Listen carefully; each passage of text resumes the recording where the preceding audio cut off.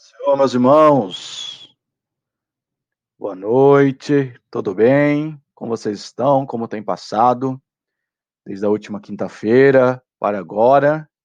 Espero que seja tudo bem. Só confirmando, quem está me vendo e me ouvindo, aperta o número 1.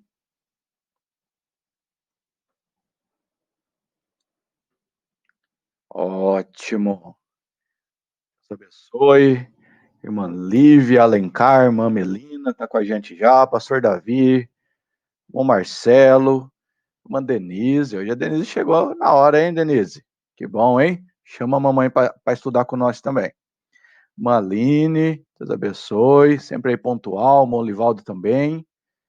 Tem bastante irmãos aí para entrar ainda, mas não podemos esperar, né? Conforme a aula vai desenrolando, os irmãos vão entrando, mas a gente tem bastante coisa para falar e fazer de tudo para não ficar cansativo aos irmãos. Eu já estou desde agora fazendo aquele comando que vai liberar os microfones, né, se você precisar, ou se você quiser falar comigo. A partir de agora, abriu aí o microfone, o ícone azul do microfone apareceu para vocês. Tá aí para vocês participarem quando vocês assim desejarem, né? O irmão João também chegando aqui na nossa aula. Professor, irmão João, nosso convidado aí especial. Seja bem-vindo conosco. Nós vamos iniciar exatamente agora. Nós estamos no estudo desse módulo, né? Que é o módulo Geografia e História Bíblica, né? Estamos mesclando, né? Uma mescla entre a geografia e a história, né? Claro que de uma maneira até resumida, né? Mas nós estamos caminhando aí pela história e pela geografia dos tempos bíblicos até o dia de hoje. Chegando aí, irmão Renan. Paz do seu irmão Renan. Deus te abençoe, querido. Prazer ter o irmão conosco aí mais uma vez, tá? E essa aula, portanto, é a aula número 3. Né, alguns irmãos estão acompanhando com o seu PDF, que foi enviado aos irmãos. Outros irmãos estão acompanhando pelos seus livros. Tá? Então, deixa eu achar aqui. Aula 3. O tema da aula 3 é Hidrografia da Palestina, Geografia e História do Mundo Bíblico do Novo Testamento. Então, a primeira parte a gente vai dividir na parte aquática, vamos assim dizer, lá da Palestina, os rios, mares. E a segunda parte a gente vai caminhar na história, passando por um período muito importante, que é pouco citado, pouco conhecido também, que é um período chamado período dos Macabeus. Não sei se vocês já ouviram falar dos Macabeus. Macabeus, ele está no período interbíblico, que é o período onde a Bíblia se cala, né? Pouco mais aí de 400 anos que a Bíblia se cala, no período chamado interbíblico, vai surgir aí a chamada Revolta dos Macabeus, que é algo importante aí para a história de Israel, que nós vamos iniciar esse comentário hoje.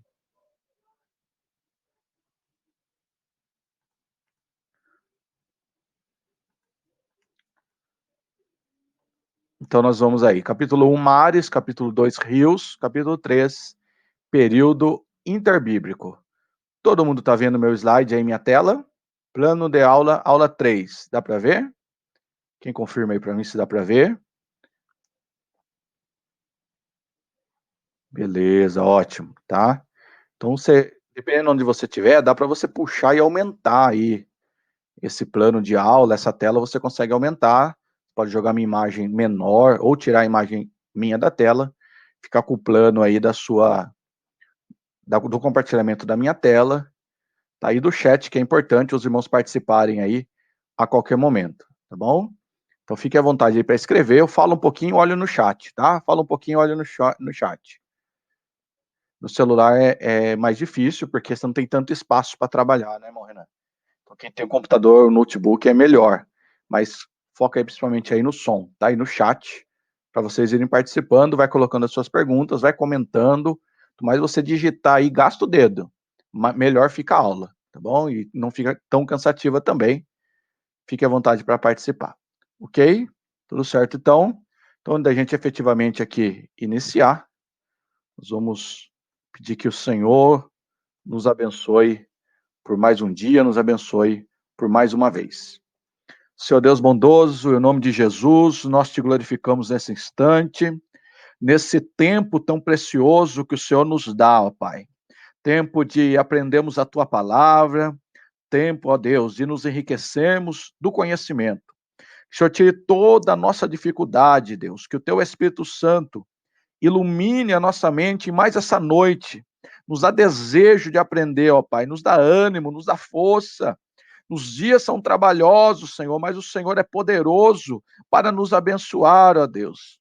Nos dias conflitosos, no dia de dificuldade, seja com o teu povo, livra os seus, meu Pai. Abençoa os teus servos, as tuas servas, que estão valentemente dando continuidade neste curso, meu Deus, que teria muitas desculpas para desistir, para abandonar, mas o compromisso com o chamado do Senhor é maior, o compromisso que eles têm com o estudo da tua palavra, o desejo de te servir melhor, Senhor. Tem-os feito, está conosco todas as quintas-feiras aqui para aprender a tua palavra. Então nos abençoa de uma forma poderosa, nos abençoa de uma forma especial, ó Deus. O lar, a casa, a família dos teus filhos e todos quanto acompanharão essa aula, que a tua bênção esteja presente sobre eles, no nome de Jesus. Amém. Glória a Deus. Vamos lá então, queridos. Vamos interagir. Eu gosto muito de iniciar interagindo aí com os irmãos escrever aí, já que poucos gostam de falar, mas se quiser falar, pode falar também. Se quiser abrir até o vídeo, eu abro o teu vídeo também, não tem problema, a gente vai te ver também. Quais os rios e mares importantes da Palestina, né? E quais os eventos bíblicos acontecem na bacia hidrográfica da Palestina? O que os irmãos lembram aí? Qual rio, qual mar, qual passagem? Aí todo mundo escrevendo. Aí a Simone já. Ô, Simone, apareceu, Simone. A Simone já falou do Jordão. Muito bem, batismo de Jesus. A lepra de Naamã fala do Jordão, é muito presente na história de Israel. O mar Mediterrâneo, a irmã Aline está escrevendo aqui, né, as viagens paulinas pelo mar Mediterrâneo, né? O Mar Morto, a gente vai falar bastante do Mar Morto, o Mar da Galileia, o Mar Vermelho. Eita, Aline, que benção, hein? Irmã Rafaela, apareceu, irmã Rafaela, seja bem-vinda, viu? Quem mais aí? Quem lembra de passagens bíblicas na bacia hidrográfica da Palestina ou alguma coisa importante aí da Palestina? Tem mais coisa. Quem que lembra aí? Pode escrever, que eu estou aguardando. Quem que lembra mais alguma coisa aí? Lembra aí, irmã Rafaela? Alguma coisa que aconteceu nas águas aí. Coloca aí, vamos lembrar. Água que tem relação com água e está na Bíblia. Quem lembra mais alguma coisa?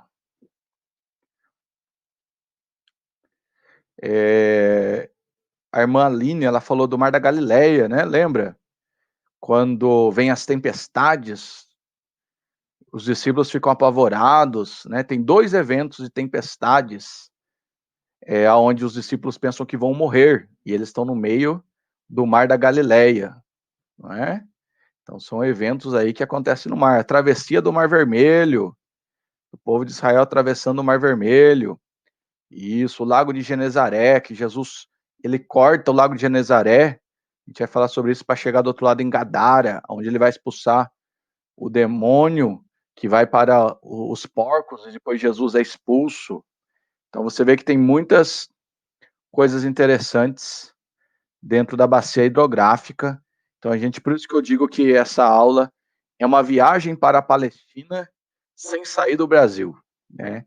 Mas cada vez que eu estudo, sinceramente, arde em mim cada vez o maior desejo de ir lá conhecer pessoalmente tudo isso, né? Mas quando Deus preparar para a gente ir, nós já vamos já sabendo o que tem lá, né? Vai ser sempre simplesmente um turismo, mas sabendo o que aconteceu em cada uma das partes. Aí eu tenho uma foto agora de satélite do Mar Mediterrâneo, né? Você vê que o Mar Mediterrâneo, ele é o maior mar que existe sem ser oceano. Tá? O maior mar que existe, o mar Mediterrâneo, sem ser o oceano, porque ele é fechado, né? Ele é cercado dos continentes. Tá? Então aí tem uma foto de satélite e ele é extremamente importante para o mundo bíblico. É aí, por exemplo, que Jonas, né, foi tragado lá pelo grande peixe, foi no mar Mediterrâneo. Você vê então que as águas, né, tinha até mais importância para aquele tempo do que o tempo que nós estamos vivendo hoje. E aqui uma foto, né, ou melhor, um mapa do mar Mediterrâneo, fica muito claro a importância dele, porque ele interliga a Ásia, a África e a Europa, né, que era de fato o mundo antigo, né, que era o mundo do tempo de Jesus, era isso aí o mundo. Né? Sabemos que aqui a América foi descoberta bem mais tarde. Então, olha que bacana, você tem ali o Mar Mediterrâneo, e o Mar Mediterrâneo, ele, o que facilita a navegação nele é o fato dele ter muitas ilhas, né? Se você olhar aí, ó, você tem aqui a ilha de Creta, você tem a ilha de Malta, você tem várias ilhas, né? Que tem aquela botinha, o famoso mapa da Itália que é uma bota. Então a pessoa sai aqui da Ásia, sai daqui de Israel, ó, que Israel tá aqui, ó. Então eles iam navegando de ilha em ilha até chegar, por exemplo, em Roma, aqui na Itália, tá? E ele só tem uma saída para o oceano. Você já deve ter estudado sobre o Estreito de Gibraltar, que é aqui, ó, entre a Europa, aqui no sul da Espanha.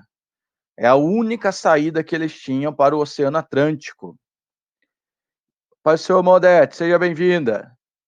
E dessa forma, irmãos, inclusive tem uma história aqui, que no ano 700, salvo engano, que os muçulmanos, né, dominou aqui esse norte do Marrocos aqui e invadiram a Espanha, né, e eles passaram a controlar aqui o Estreito de Gibraltar, sendo que para ir lá para a Ásia tem que cortar lá por baixo da África, né, então está na história, o mar Mediterrâneo é extremamente importante para nós, e mais ainda para eles, né. Algumas fotos aí as margens do mar Mediterrâneo, lá em Israel. Você tem aí a planície do Acre, né, que é uma região lá de Israel, portuária, né, uma cidade bem desenvolvida. As margens aí, né, parece aquele calçadão lá do Rio de Janeiro, lá, onde você tem as águas do Mediterrâneo e você tem a cidade, né, que fica nesse bloco aí sobre ele, né, a cidade de, o Acre está lá na cidade de Eifel, tá? Tem um importante porto, são cidades banhadas pelo Mediterrâneo, são importantes até o dia de hoje. Nós temos Tel Aviv, que hoje é considerada a capital de Israel, é onde tem praia, né? Quando mostra os judeus ir na praia, normalmente é essa região aqui. Tá? Então você tem Tel Aviv, é uma cidade muito desenvolvida, muito rica, muito próspera. E lembra daquela polêmica que Donald Trump tirou daqui a embaixada americana e levou para Jerusalém. Isso causou, né, uma revolta nos árabes, né? Porque se ele faz isso, ele está dando Jerusalém para Israel. E aí o governo brasileiro também tinha intenção de fazer isso, mas aí os árabes, né, ameaçaram cortar os negócios com o Brasil deu uma recuada, né? Mas então é a atual capital, né, o principal aeroporto de Israel está aqui em Tel Aviv. Estamos falando aqui das águas da Palestina, tá? Aqui eu tenho a Cesareia Marítima, e aí você tem uma parte ainda de uma construção antiga, feita por Herodes o Grande, né? Quando a Bíblia fala Herodes, na verdade não é a mesma pessoa. É Herodes e os seus filhos Herodes. Mas a Cesareia Marítima, acho que eu já até comentei alguma coisa em outra aula, é aquela que Herodes faz para agradar César, por isso que chama Cesareia, né? Ele está oferecendo esse espaço aí para César. A Cesareia Marítima é um porto muito sofisticado para a época, né, que fazia um banco de areia entrando para dentro do mar. Né, hoje foi reformulado vários pontos, mas ainda existe alguma coisa da construção original de Herodes, né, há mais de 2000 anos atrás. Tá? Então Herodes ele era muito sábio, né, embora a Bíblia só apresente Herodes como um louco, né, como o cara que mandou matar as criancinhas quando Jesus nasceu, mas ele era um excelente político, Porque enquanto ele fazia, por exemplo, a Cesareia Marítima para agradar a César, ele também reformou o templo. Então nós temos o templo de Zorobabel, né? Nós temos primeiro o templo de Salomão, nós temos o templo de Zorobabel, destruiu o templo de Salomão, foi feito o templo de Zorobabel, que Ageu fala, né? Que a glória da última casa ainda será maior que a da primeira, minha é a prata, meu é o ouro, né? Porque era um templo bem mais simples. E Deus falando para eles, não, eu tenho ouro, eu tenho prata, se eu quisesse fazer um templo igual o templo de Salomão lá, eu fazia. Né? Mas o que vai acontecer é que depois, o mesmo Herodes que faz Cesareia Marítima, é o Herodes que vai reformar o templo em Jerusalém. Então, o templo de Zorobabel passa a ser o templo que Herodes reformou. Então, ele mantém no meio aquilo que tinha, e ele vai fazer os muros, vai fazer outros pórticos, né, para gentios, para mulheres, ele vai deixar muito belo o templo. Templo esse que nós estudamos na outra aula também, que restou só o muro, né, aquele muro das lamentações, na verdade não é o muro do templo em si, mas é o muro que Herodes tinha feito, ficou só um fragmento do muro, aonde os judeus estão lá orando, pedindo o Messias, é a restauração do templo. Coloquei nos grupos nossos também de teologia, lá naquele canal Loucos por Viagem, né? Vários irmãos comentaram que achou legal, né? Mostrando exatamente o local aonde foi o templo. E hoje tem lá a mesquita do Domo da Rocha. Então, o mesmo lugar aonde Abraão subiu para sacrificar Isaac, o mesmo local que Salomão criou o grande templo, o mesmo lugar que Zorobabel, o mesmo lugar que Herodes fez, hoje tem um templo muçulmano lá. A gente falou isso, eu também compartilhei um vídeo com os irmãos. Aqui tem uma rota de Paulo, quando Paulo foi a Roma, porque Paulo ele faz 3 viagens missionárias, mas ele faz uma quarta viagem, que é a viagem que ele foi preso, né? Então ele é preso aqui em Jerusalém, é levado para Cesareia, para Sidom, e ali ele pega o barco em direção a Roma, porque ele era um cidadão romano e não queria ser julgado aqui pelos do Sinédrio. Então ele apela a César. Então ele vai ter uma conturbada viagem, passando aqui por todas as ilhas, meses de viagem para cortar o mar Mediterrâneo, até chegar lá. Você olhando esse percurso, você pode fazer aí um paralelo com as passagens bíblicas, né? Lá de Atos, capítulo 27, verso 13. Não sei se hoje a irmã Aline está apta aí para ler para mim, Aline? Dá um salve aí, irmã Aline. Está com o microfone ainda ou não? Tem alguém aí que pode ler para a gente deixar mais interativa a nossa aula? Eu preciso da leitura lá de Atos, capítulo 27. Tá sim? Aline, você é uma bênção, Aline. Então, você vai procurar o ícone aí do seu microfone, que está azul, você vai clicar, ele vai ficar amarelo, e aí eu gostaria que você fizesse essa primeira leitura em Atos, capítulo 27, versículo de número 13, ouço as páginas da Bíblia aí. Tá, Atos 27, 13. Ok. Do sul, brandamente, lhes pareceu terem já o que desejavam. Então, levantando as velas, foram de muito perto, ostentando Creta. Isso, muito bem. Prepara aí Atos 28, 1 para mim, Aline. Atos 27, 13, ele está falando de Creta, né? A gente não vai ler todo o bloco que existe aí, nesse contexto que a irmã Aline leu para nós, mas ele vem aqui, né? Ele sai aqui de Sidom e ele vai passar aqui na parte baixa de Creta, né? É onde, inclusive, Paulo vai dizer que não é para sair. Deus falou que não era para sair de lá, mas eles têm pressa para chegar em Roma, então o barco vai ficar à deriva nesse espaço aqui por 14 dias, até que eles chegam em Malta, né? Aí Paulo vai se levantar, vai dizer, ó, Deus disse que nenhum que está comigo no barco vai se perder. E Deus, né, faz aqui em Malta Paulo ser bastante exaltado. Atos capítulo 28, verso 1, irmã Aline, por favor. E havendo escapado, então souberam que a ilha se chamava Malta. Muito bem, obrigado. E aí eles vão ficar em Malta. E lá em Malta, irmão, você vai lembrar da história, né? Aonde os nativos recebem eles muito bem. Paulo, ele é acometido ali de uma víbora que vai morder ele. Eles vão esperar ele morrer, ele não morre. E aí os nativos ali de Malta vai achar que ele é uma espécie de Deus. né? E ali Deus vai exaltar Paulo. Depois de um tempo vem um navio, se eu não me engano, de Alexandria, se eu não me engano, vai passar por lá e vai conduzir eles para Roma, aonde Paulo será preso. Então você vê o mapa, olha só como a geografia ajuda, irmão. Você olhando o mapa junto com a descrição bíblica, a ideia fica muito próxima, tá? Até recomendo depois você ler tudo aí, capítulo 27, capítulo 28, que você vai ver todo esse processo aí que Paulo passou. Outro bloco de águas muito importante para nós é o Mar Morto. Também a gente está comentando já há algum tempo do Mar Morto, tem um outro gráfico aí que mostra o Mar Morto. Nós, lá na primeira aula, falamos que o Mar Morto é o lugar ali mais profundo dentro do continente, está ali mais de 400 metros abaixo do nível do mar. É um lugar que dizem que tem muito oxigênio lá, porque é muito baixo, né? E aí você vai ver a altura dele em relação ao mar Mediterrâneo. Por que acontece isso aí só lá em Israel? Uma geografia única lá em Israel. Depois, alguns estudos foram apontar que aqui no Vale do Jordão, né, onde vem o Jordão, em Israel, tem uma divisão de placas tectônicas. Lembra disso? Das placas tectônicas? Por que o Brasil não tem terremotos? Porque o Brasil está sob uma única placa tectônica.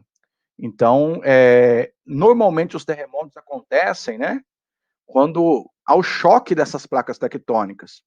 E depois os estudos foram apontar que o Vale do Jordão é fundo porque eles estão no vão de duas placas tectônicas. Então isso faz dele uma geografia única, né? Você tem aqui o Mar Mediterrâneo, onde a gente acabou de falar. Você tem aqui as principais montanhas, né? Os principais montes.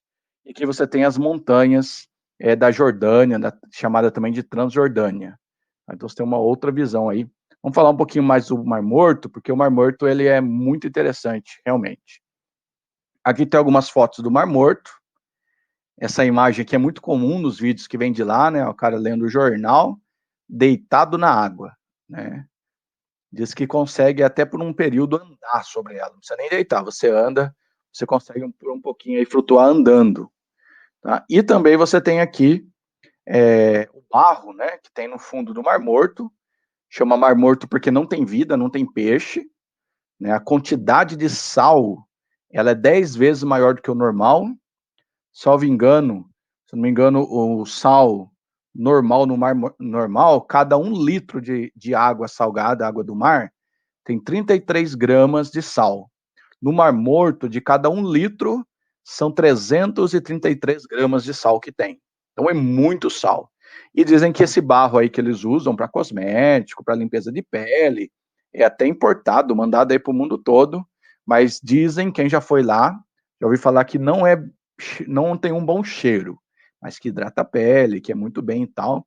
É um dos maiores pontos turísticos de Israel, né? Eles promovem aí o Mar Morto como uma das grandes maravilhas do mundo moderno.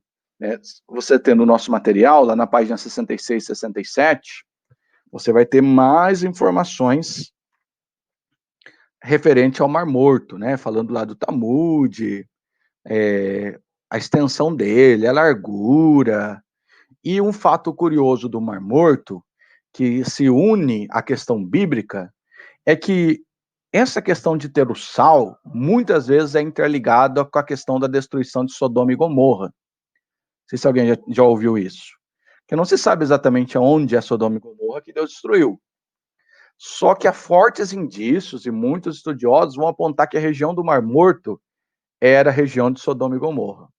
Que a ira de Deus foi tão grande que até no mar, né, até nesse lago aí, não há vida. Tá? Então Deus destruiu.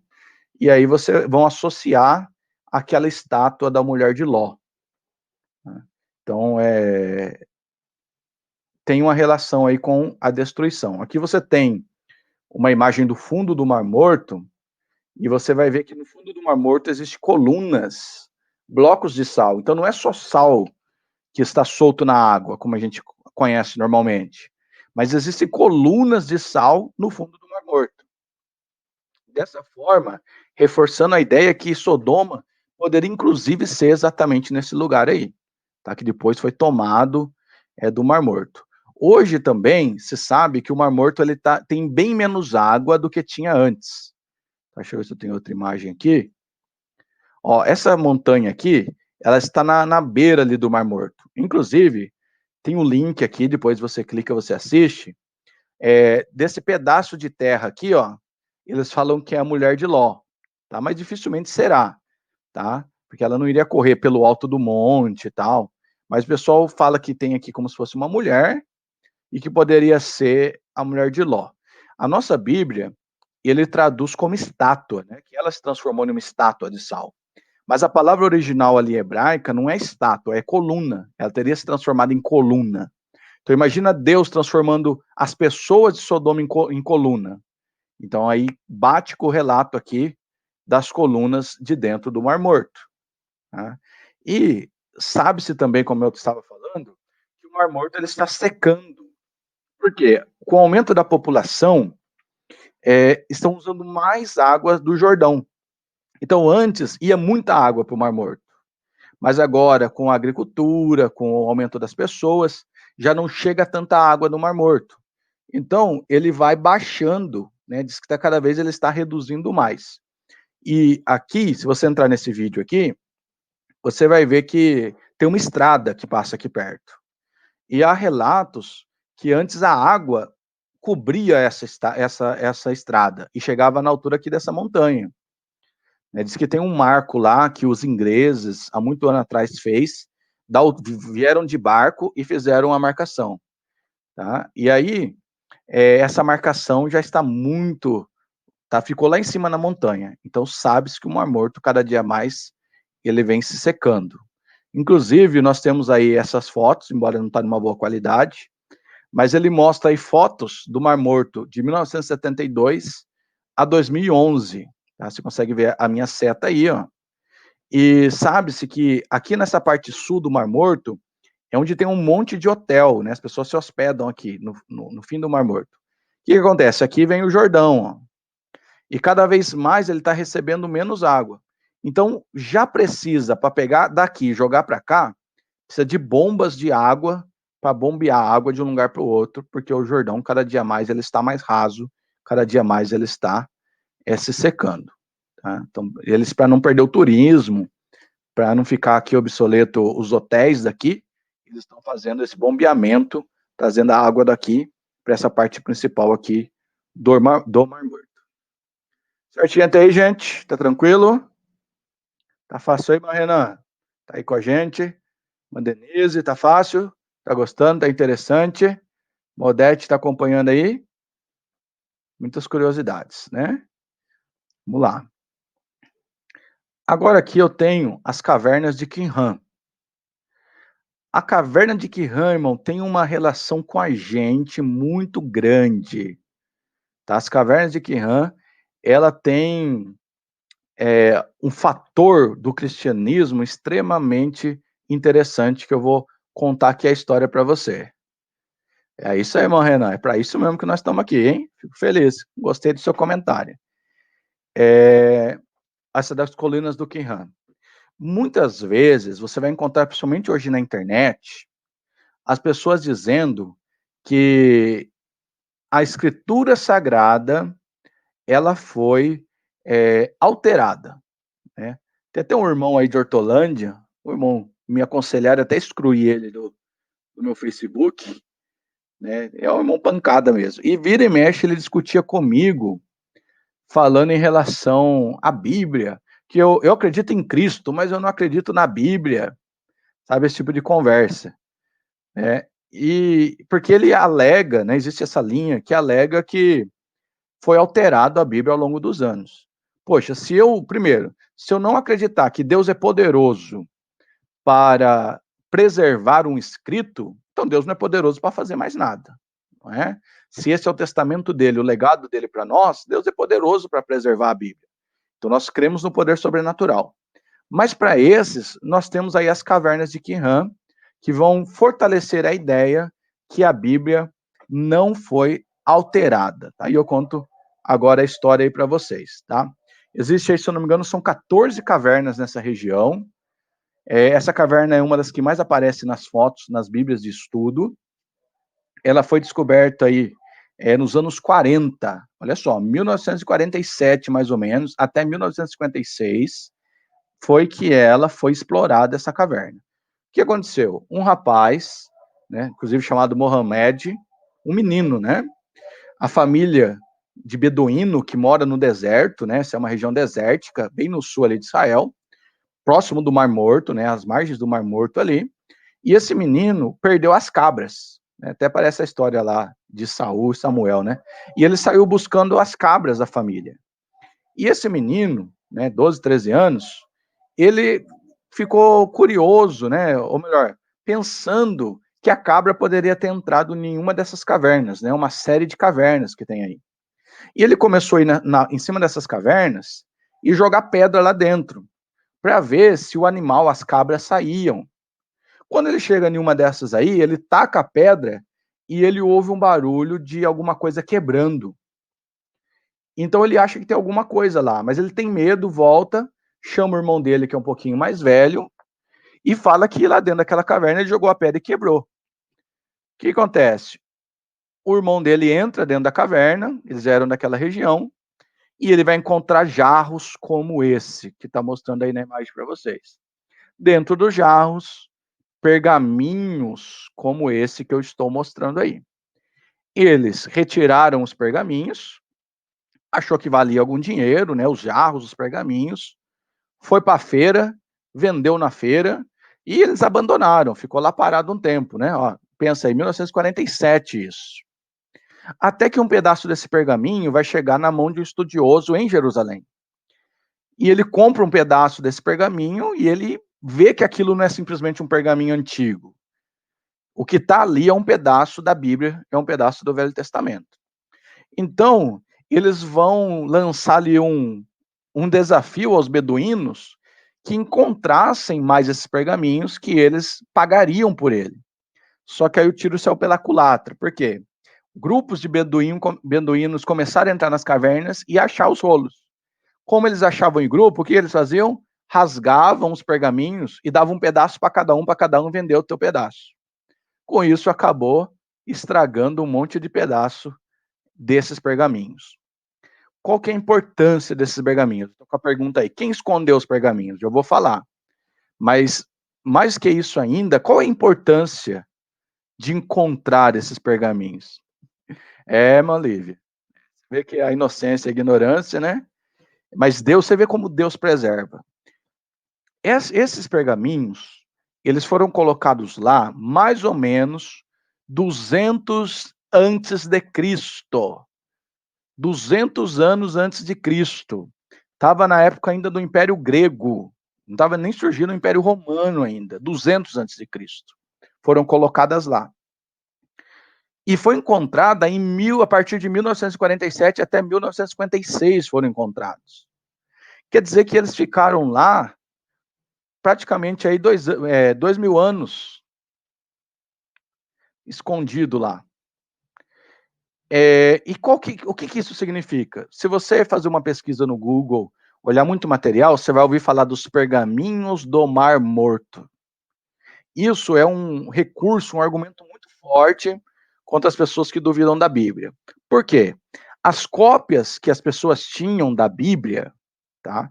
E estou falando, em 1947, a cópia que tinham da Bíblia era mais ou menos do século X, mais ou menos ali de 900 a 1000 depois de Cristo.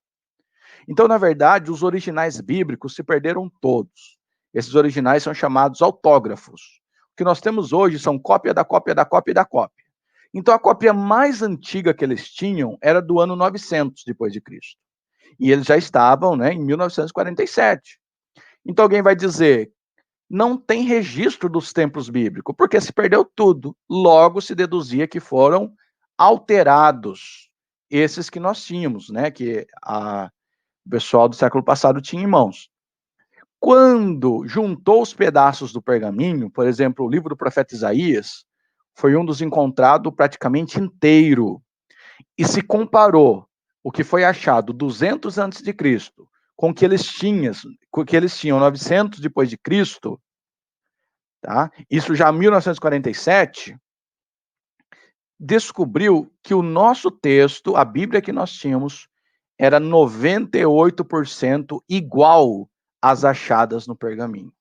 Deus havia preservado a palavra, não deixado que ao longo de tantos anos ninguém adulterasse e com 98% de proximidade.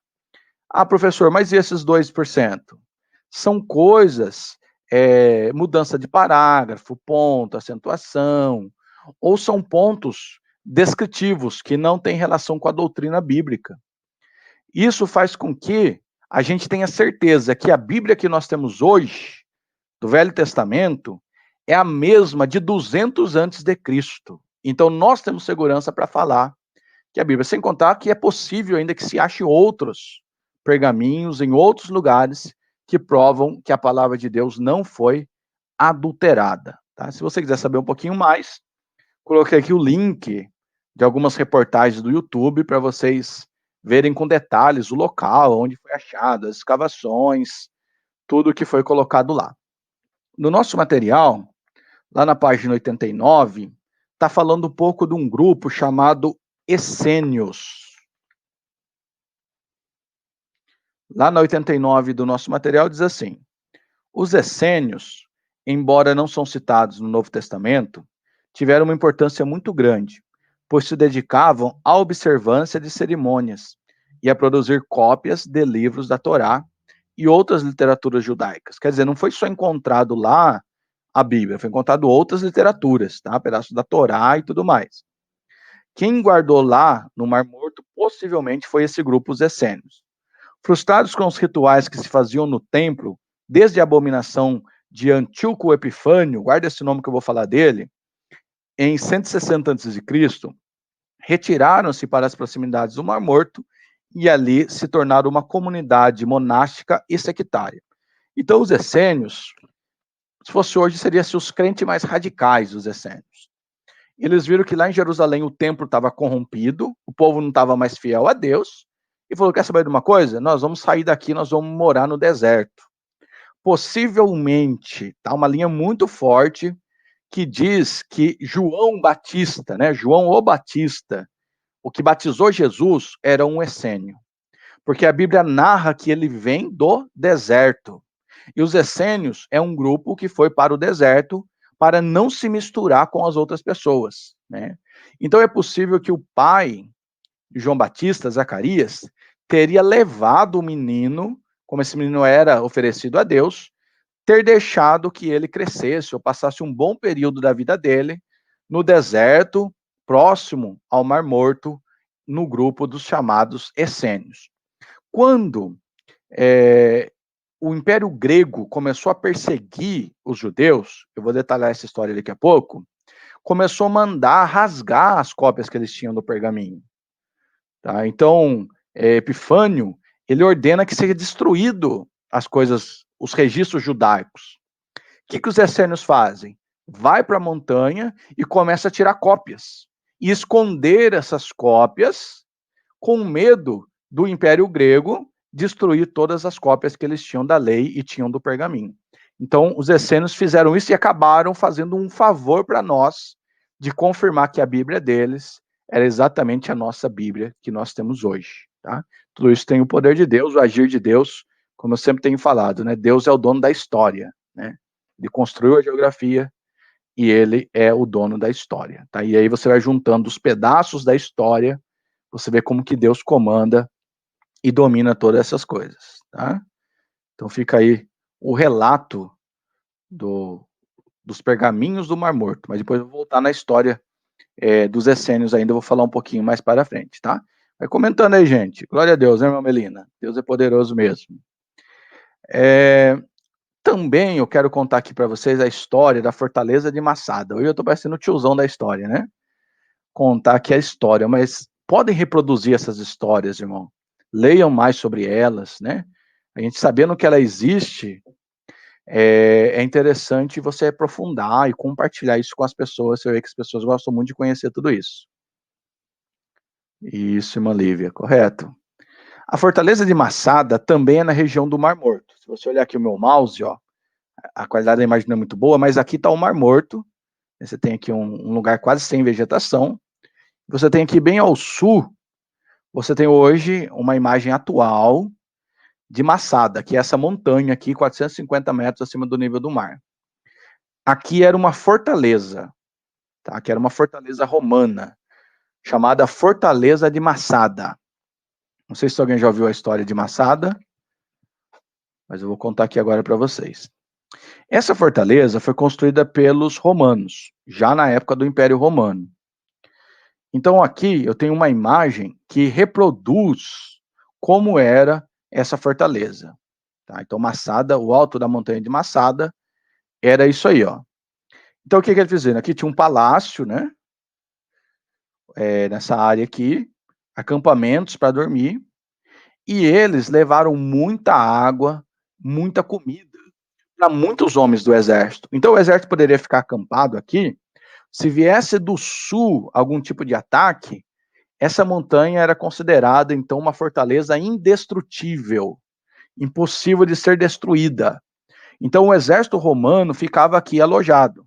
Comida, água, fartura, segurança.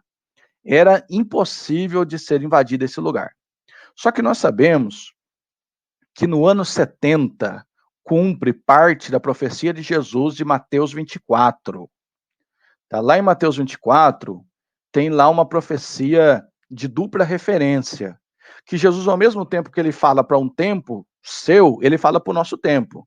Então ele tem várias... Mateus 24 é um dos textos mais difíceis de se entender ali na Bíblia. Tá?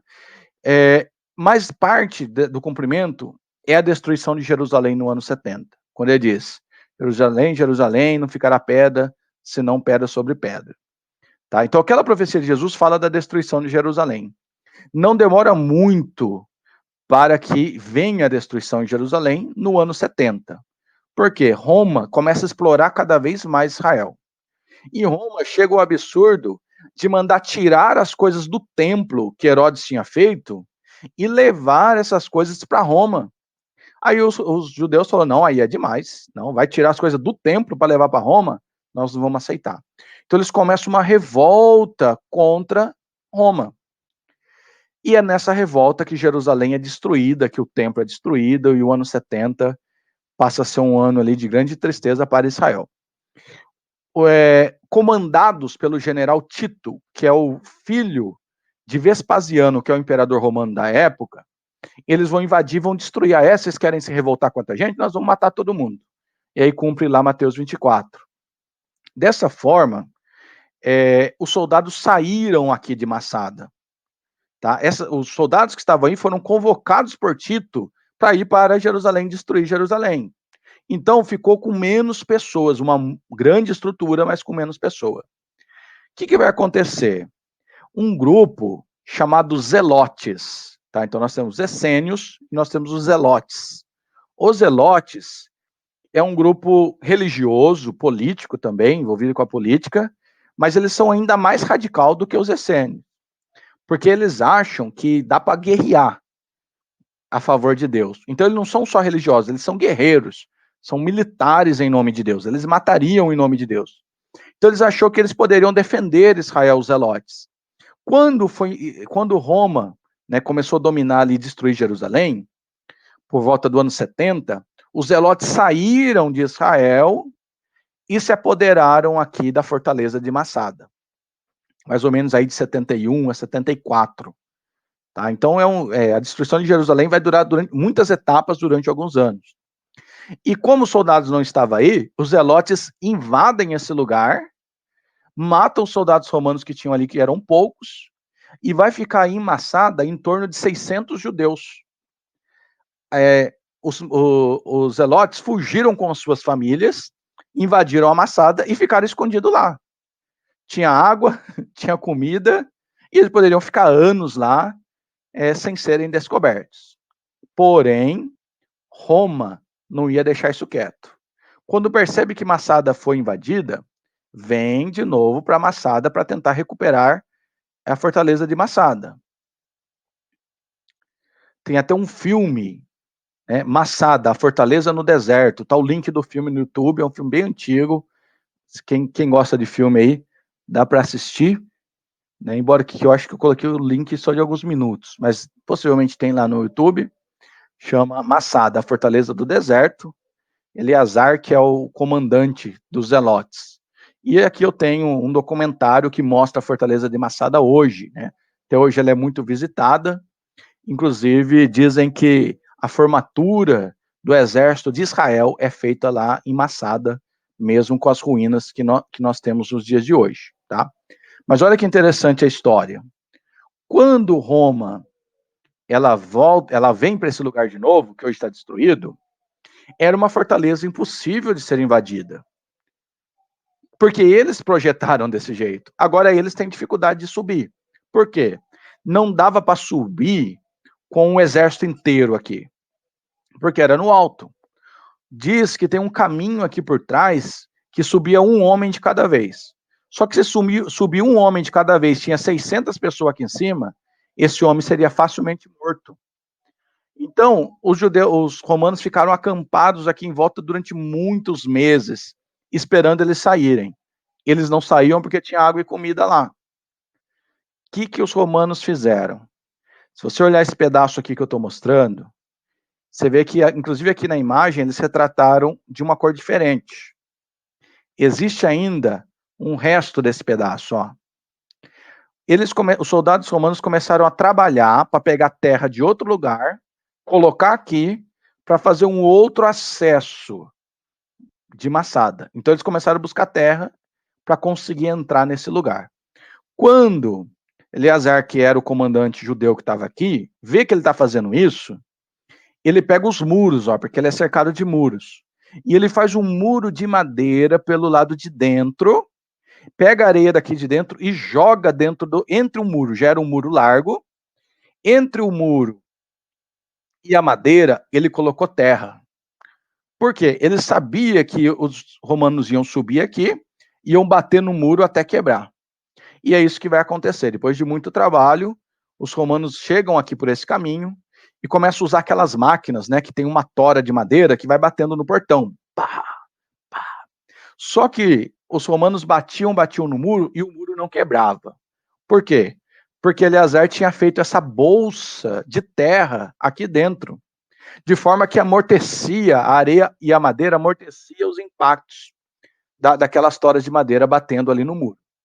Depois de muito tempo insistindo, não conseguindo entrar, os romanos pegaram aquelas catapultas e jogaram flechas com fogo até que queimou a madeira do muro, que fazia a bolsa. Aí quebrou aquele bolsão de areia e aí sim eles conseguiram invadir e entrar em Massada. E aí aqui vem a grande parte da história. Quando eles entram e falam, agora nós vamos destruir, fizeram a gente fazer a rampa, fez a gente de bobo, tomou o lugar que é nosso, agora vocês vão morrer. Quando eles entraram por aqui, quem adivinha o que aconteceu, hein, gente? Olha só que coisa. Eles não acharam ninguém aqui.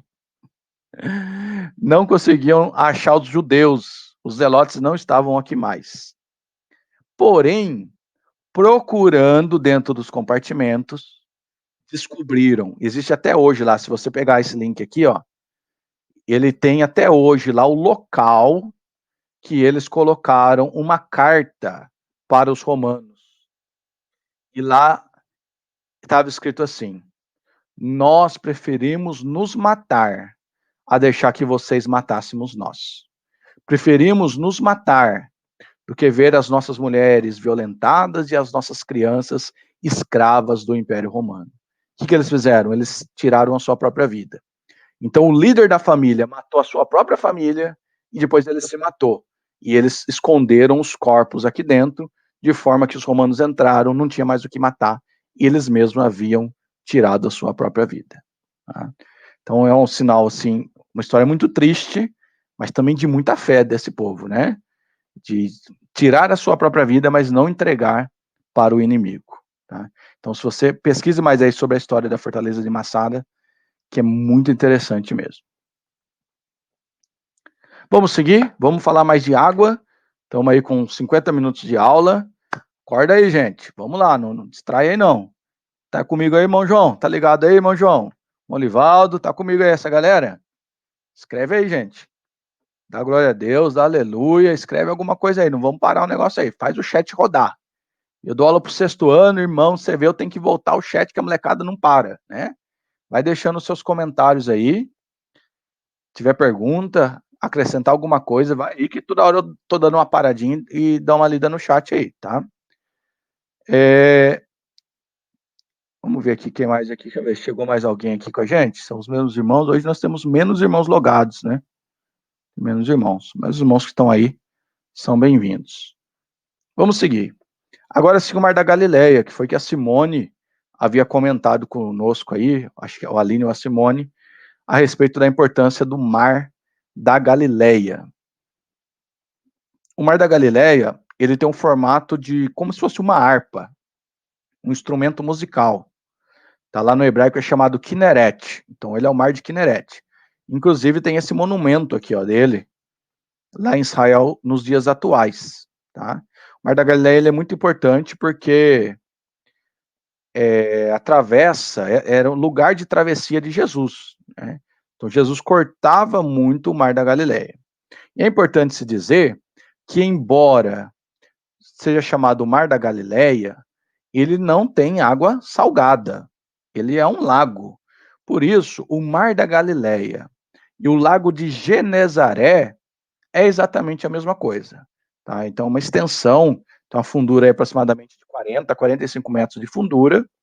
É um bolsão de água, né, que o Jordão deságua nele e ele vai mandar água lá para o Mar Morto.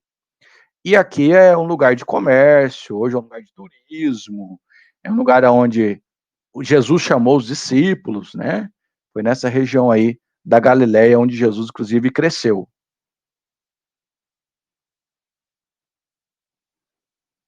Sim, irmão Carlos, legal. É uma história assim que poderia ser mais contada. É muito bacana. Tá? Então ele tem um formato de harpa e é chamado Kinneret. Aqui tem nesse mapa alguns percursos que Jesus fazia, né? Atravessando lá, por exemplo, a Gadara, né? Genezaré, Cafarnaum, eram cidades muito pequenas, né? Cidades, algumas dessas aí, tinham 3.000, 5.000 pessoas, né? Mas era um lugar muito próspero, um lugar muito fértil, porque tem água, né? Um bom desenvolvimento. E aí tem uma pergunta. Se isso aqui é um lago, como é que veio ondas que afundavam os barcos do discípulo? A gente tem duas passagens, né? Uma passagem que os discípulos vão com o barco para o meio do Mar da Galileia, e aí vem a tempestade, vai virar o barco e Jesus aparece andando sobre as águas. Você tem um outro episódio que Jesus está dormindo no barco, e eles correm até Jesus e digam: não importas, mestre, que pereçamos. Aí Jesus levanta, acalma o mar e acalma o vento. Mas será que tem tempestade, tem onda em lugar de água doce? Difícil de acontecer, não é? Você vê que é mais uma coisa que nós temos um argumento muito sólido para defender. Tá? Não sei se alguém sabe, mas a geografia vai explicar isso também. É verdade, teve ondas e teve tempestade. Isso mesmo, Melina. A menina já falou, é um lugar de vento. A geografia lá, uma geografia muito apurada, vai fazer com que crie condições ali que não existem em outro lugar. E parece que só existe um outro lago que tem ondas nos Estados Unidos, no mundo. É o Mar da Galileia e um lago que tem lá nos Estados Unidos. Isso, irmão Renan. É um lugar entre montes. Vamos dar uma conferida aqui, que você vai ver as duas passagens de Jesus com essas ondas no mar. Primeiro, Marcos, capítulo 4, 35 a 41. Cadê a Maline? Tá comigo aí, Maline? Você pode me ajudar agora? Marcos, capítulo 4, 35 a 41, é o primeiro evento que acontece lá. Marcos também vai registrar lá no capítulo 6, versos 47 e 48, um outro evento. Você vê que são dois eventos que têm algumas características diferentes. Vamos ler com a nossa irmã Aline lá, o capítulo 4, de 35 a 41. Aline. Marcos 4, 35. E naquele dia, sendo já tarde, disse-lhes: passemos para o outro lado. E eles, deixando a multidão, o levaram consigo, assim como estava, no barco, e havia também com eles outros barquinhos. E levantou-se grande temporal de vento, e subia as ondas por cima do barco, de maneira que já enchia. E ele estava na popa, dormindo sobre uma almofada. Então o despertaram, dizendo: Mestre, não se te dá que pereçamos? E eles, despertando, repreendeu o vento e disse ao mar: Cala-te, aquieta-te. E ao vento se aquietou e houve grande bonança. E Ok, disse: continua. Oi? Pode Continua? continuar, Aline. Continua, por favor. E disse-lhes: Por que sois tão tímidos? Ainda não tendes fé? Então sentiram grande temor e diziam uns aos outros: Mas quem é este que até o vento e o mar lhe obedecem? Ok, obrigado. Prepara aí o capítulo 6, daqui a pouco a gente lê. Sim, é que eles chamavam de mar mesmo, viu, irmã Lívia? O nome naquela época era mar mesmo, tá? Embora seja um lago, na verdade. Essa primeira leitura da Aline, ela aponta com o tipo de tempestade que o vento vem do mar Mediterrâneo. O vento vem pelas frestas da montanha, do mar, e choca, né? Um ar mais gelado, mais frio, choca com o ar, o bolsão de ar quente que fica dentro ali do Mar da Galileia, tá? Do Lago de Genezaré ali. Então há um choque térmico que faz essa tempestade. Só que essas tempestades, com o vento vindo do mar, elas são muito rápidas, mas também passa muito rápido. É nessa que Jesus estava, quando Jesus dormiu um pouquinho lá e rapidamente já veio aquela tempestade. Então essa foi originada do vento que vem do mar. Agora, a segunda que a Aline vai falar aqui para nós, já são quando o vento vem do norte, porque são tempestades de longa duração, só que não são tão violentas como a anterior. Aline, por favor, Mateus, é o melhor, Marcos 6, 47 e 48. E sobrevindo a tarde, estava o barco ao meio do mar e ele sozinho em terra. E vendo que se fadigavam a remar, porque o vento lhes era contrário, perto da quarta vigília da noite. Aproximando-se ele, andando sobre o mar e queria passar-lhes adiante. Perfeito. Você vai ver que dá a entender para nós aí que Jesus mandou eles irem, Jesus ficou, né? Jesus ficou no território e mandou eles para o mar. E eles ficam remando durante muito tempo, né? Uma tempestade de longa duração. Eles remam, eles se cansam de tanto de remar, até que eles acham que vão morrer. E aí Jesus vai aparecer andando sobre as águas. Então esse é um outro tipo de tempestade, que ela não é tão terrível, mas ela demora muito tempo para passar. Nessa imagem mostrada agora, vai mostrar aí essas correntes de ar. Tá? Então, uma que vem aqui do Mediterrâneo, pelos vão das montanhas, e bate com o ar quente do Mar da Galileia. E a outra, lembra do Hermon, mais de 2.000 metros de altura, cujo topo é o ano todo cheio de gelo, e quando bate o vento, vem o vento gelado do Hermon, que também bate no mar aqui da Galileia e também faz a tempestade. Essas tempestades são mais comuns no final da tarde, né? Dizem que após as 2 horas da tarde, os passeios lá pelo Mar da Galileia não são permitidos em algum período do ano. Mas é muita gente que vai lá e faz o passeio pelo mesmo lugar aonde Jesus caminhou aí com seus discípulos, uma hora andando sobre as águas e outra hora mandando acalmar. Quando fazia o vento, tá, sendo daqui ou sendo daqui, o que acontece? O Mar da Galileia não é muito fundo, né? No máximo 40 metros de fundura. Essa água chacoalhando, ela bate no fundo e volta com tudo. Tá? Por isso que Jesus vai acalmar o vento e o mar. Porque o vento produziu a onda, mas a onda era produzida pela água batendo no fundo do mar. Então Jesus as duas causas Jesus vai ordenar.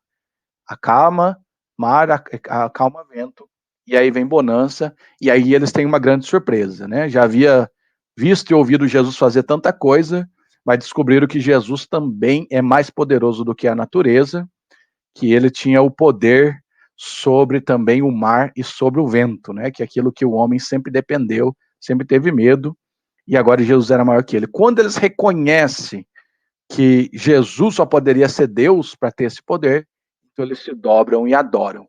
Por isso que só adora Deus quem conhece, quem reconhece Deus, né?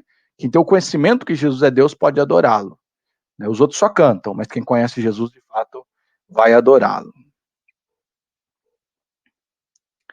Estamos falando de água ainda, hein? Estou quase finalizando a primeira etapa, que vou falar de água, e depois vou falar um pouco da história. O Mar Vermelho, né, a gente já falou um pouquinho também, mas ele tem muita importância na história, porque o Mar Vermelho é onde o povo de Israel atravessou. Existem rotas alternativas, né? Alguém dizendo que eles atravessaram aqui, tem gente falando que ele atravessou aqui, mas o mais aceito é que eles vieram desse lugar aqui, dessas montanhas, e atravessaram nesse braço de mar, que é chamado, tudo isso aqui é chamado de Mar Vermelho. Como ele se abre em dois, né? Então você tem aqui o Golfo de Suez, chama esse aqui, e esse aqui chama Golfo de Acaba. A maior parte dos estudiosos acredita que eles atravessaram nesse braço do mar, que é o Golfo de Suez. Hoje é muito difícil provar, embora tem muitos documentários feitos aí nos anos 70, anos 80, com carroças, né, carruagens dos egípcios no fundo aí desse braço de mar e tal, várias coisas. Mas hoje, o que o Egito fez? Emendou aqui o Golfo de Suez ao Mediterrâneo. E ele fez um caminho que interliga os lugares. Então eles mexeram demais na geografia. Então hoje está muito alterada. Essa região aqui, ó, entre os dois, inclusive lá também naquele canal, não lembro se eu compartilhei, mas tem lá quando eles fazem turismo, tem hotéis aqui muito chique, né? Tem um passeio, você faz o passeio aqui por esse caminho. E aqui você tem hotéis de alto padrão, que o pessoal se hospeda, vai aqui, naquele que eu passei do Mar Vermelho, é melhor, não, do Monte Sinai, né? Acho que foi isso mesmo, do Monte Sinai que eu passei, que é nessa região aqui, o Sinai, ó. Então eles se hospedam aqui, até que o rapaz lá caminha 7 horas até chegar no alto e tal, é tudo essa região que está acontecendo isso. Então o povo atravessa aqui, nessa região aqui, a Península do Sinai. Então, aqui fica mais, aqui ó, o Golfo de Suez e o de Acaba, tá? E você vê que Israel tá aqui, ó. Eles atravessaram aqui, veio aqui na região do Sinai, depois subiram e vieram nesse caminho aqui, ó. Foi aqui mais ou menos que Moisés viu a terra que Deus havia prometido, que hoje aqui é a Transjordânia, nessa região aqui, ó. Tá? Ó, uma foto do canal de Suez hoje, né? Você vê que o Egito, né? Pertence ali ao Egito até hoje. Tem aqui um porta-aviões navegando pelo canal de Suez.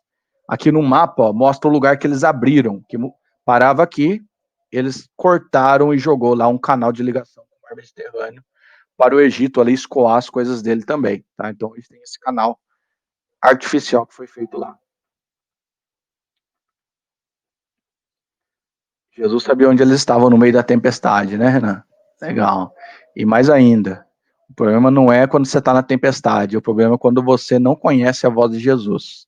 Eu estava chamando eles e demorou para eles perceberem que aquela voz era de Jesus, tá? Então tá na tempestade, tudo bem, só não pode confundir a voz de Jesus, tá? O Rio Jordão também a gente já vem comentando um pouco dele.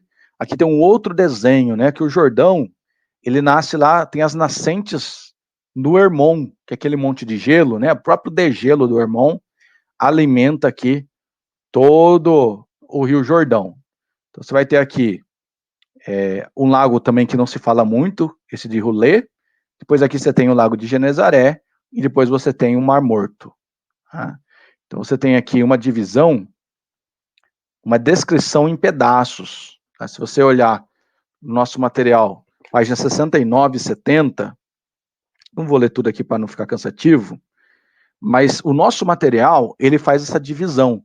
Lá na 69, falando assim, o primeiro trecho, o segundo trecho e o terceiro trecho. Então ele vai descrever que o primeiro trecho são as nascentes, né? Onde você tem corredeiras ali, tem até aqui esse seria o primeiro trecho, né? Inclusive dizem que esse trecho aqui é um trecho onde se junta mais sujeira, né? Tudo que joga nas nascentes lá se acumula nessa região. E seria nessa região que Naamã não queria ser lavado, né? Naamã recusou, porque lá em Damasco tinha rios mais limpos, né? E por que ele ia se submeter ao Jordão? Mas aí nessa história você vê a importância de ter um amigo de verdade, né? Ter um conselheiro de Deus ao seu lado. E ele chegou e falou, olha, mas se ele tivesse pedido alguma coisa difícil, você não faria? Faria. Então ele pediu uma coisa tão fácil, que é entrar no Jordão. Aí falou, é verdade, vou mergulhar no Jordão. E Naamã não só foi curado o teu corpo, como ele também se dobrou ao Deus de Israel.